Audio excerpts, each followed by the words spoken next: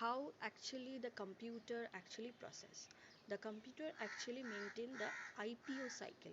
What is IPO cycle? It is in the form of input, processing and output. So first user have to give the input, and depending upon the input, the computer in the computer, the CPU will process the informations, and after processing the information, the output will be generated. So to do this particular these three different things, the computer need the help. So it will take the help from whom? It will take thing when it will take the help from three things. The first thing is that is called hardware. Second thing is that is called software, and last thing is called hardware or liveware or firmware. Actually, what is the definition actually of the hardware? You know the entities that you can touch or feel, but and later on we can say it is a modified, and we can say it in the combination of input devices and output devices and the processing information, that is CPU, all are included as a hardware to perform a particular task. And what is software? So hardware cannot work alone. You know that to do any task, that user have to give the instructions to the computer to perform some tasks. So here is the same thing. The hardware required instructions from the user. So the instructions in the form of the computer language, that is called program, is called the software. The third, actually the main important thing actually is the entity is called the hardware.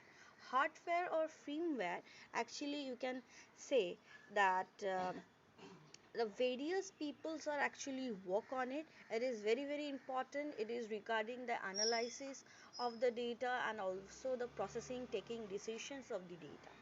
Okay, now see, come to the block diagram of one. It is a general block diagram, that how many parts we can divide. I have earlier I have given the question that how many parts of the computers are. You have just written only the names. So I have classified into it that input device, output device, and so on. Like this here, the classification is there. That is input device, memory unit, processing unit and storage device. Communication, you said ma'am communication bus is left though. Communication bus right now for class 9 it is not required. Okay, so come to the block diagram. You are able to see the under this that we have actually defined the central processing unit. Central processing unit is a combination of a control unit as well as a combination of a ALU. Then it is comes to memory. Memory has also having two parts, that is the primary memory and the secondary memory storage. Okay, and actually other thing is the input device and output device. How to communicate between this memory and the user interface, that for that we require the communication bus. Okay, so what are the input device? You know the actually the definition, you can go through it. That it does, it's given that keyboard, mouse, scanner, it is actually the uh, devices through which user can take the input. After taking the input, it will pass it on to the memory unit. From the memory unit, it will be decided that which part of the information is given into the CPU for the processing.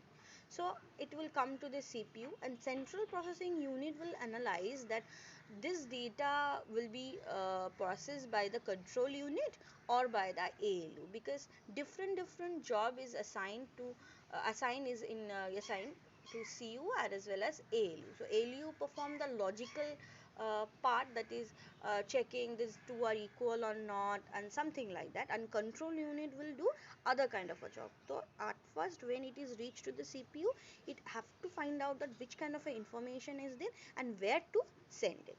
Okay, so after that, after the processing and everything, we require a storage device. After process data, we have to store it. So where we will store, we will require pen drives. So previously the pen drives are not there. Previously we are having the CD drive disks and like that.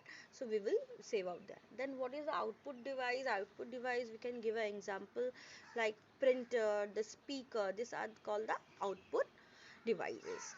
Now we will come to to analyze the what are the input device available in the computer system. Okay, the first thing is very common one, that is the keyboard. Okay, the most commonly used input device is keyboard. Okay, and it must be connected it to the user. Sorry, to the user, not this connect mainly connected to the computer by using the USB port. Okay, so it follows uh, it follows some rule, that is the quadri quadri keypad. It is called as a quadri keypad. Why? Because the first letters are there, that is written QWERTY, quadri. So there are many functional keys are available over here, that is alphabet key to type the characters, digits key, the 0 to 9 to type the numbers, that is 1 2 3. Okay, then punch symbols are there, navigation keys are there, that is upward arrow, downward arrow, side arrow, back arrow. This are there. Now next, come to the next input device. It is mouse. It is also a very well known input device. Okay, using this, on the screen we can select a particular informations, okay, in the GUI based system. So there are mainly three types of button is available in the mouse. That is, one is right mouse button, one is left mouse button, and one is actually the scroll bar, that is work like a joystick. Okay, what is the function of the left mouse button? If you pressed it, that you can select, after pressing it you can select it. And the right mouse button, what we will do, if you press, and it will show you the drop down menu. Okay, and the scroll button is there. You can scroll it from up to down, or top to bottom, or bottom to top. Okay, there are actually two type of mouses available. Okay, one is wired one, that is mechanical. Another one is a optical one. Okay, the mechanical one has having this left, right, and the scroller one. Okay, an optical mouse will actually work on the using the LED light sensors. Okay, now come to the next input device, that is scanner. Scanner is actually a input device where the input are in the form of the scan document. Okay, not the handwritten instructions. Here we are taking the input as a scanned image or as a scan document. Okay, nothing more required in this. Next, come to the barcode. You have seen when you go to the market, you will see when you turn the product, or the back side of the product, the few dotted lines are there. So that is called barcode. Okay. So what is the barcode? Barcode give you the unique information about the products. Okay. So it is generally having the number of parallel lines that may be dark and may be light. Okay, this is used to get the information of the product details. Now come to the next topics, that is touch screen. Touch screen actually display, what is displayed, that is you have seen the ATM machines. Okay, ATM machine, you have to choose the option. Okay, that you will go for the banking one, or you have to withdraw.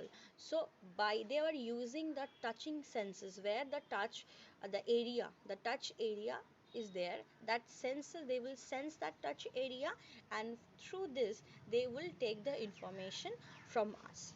Okay, next is the light pin. Light pin actually uses in the computer aided design. I have earlier defined that what is computer aided design. Okay, so through the light pin in the screen, they were able to design. Okay, now come to the topic, that is optical mark tree. That is a very important. First we have to know, understand that what is optical mark recognition. Okay, so it is the process of detecting the data from the printed document, from whatever it is printed, or the document is printed, from that printed document we need to identify the information. Okay, so take note. Next, that it is actually generally used, you know, the OMR sheet. We have to, what is the correct answer of the question, we have to detect it by making the circles on the particular option. This is the use of this optical mark reader. Next, the more advanced things, that is actually OCR is particularly used for the banks, not in any other area, because through OCR, that is optical character reader, through OCR we can identify the unique symbols on the printed screen. Okay, now you have to be careful, then carefully differentiate between OCR and MICR. Okay, OCR said it will used for regarding any type of printed material. Okay, but MICR actually used only for the check purpose. Okay, the font scan can be a very variety of shapes, but here in the check form the shape of variety shape is not allowed, only a specific defined shape has been allowed over here. Okay, any, in case of OCR, any type of ink scan document can be taken as a input, but here only magnetic ink written scanned document and is treated as a input. Next, come to the web camera. You are see in our school also cameras are there. What is the use of this camera? The use of the camera is that it is an input device. It will use to record the video. Okay, I'm ending my lecture over here.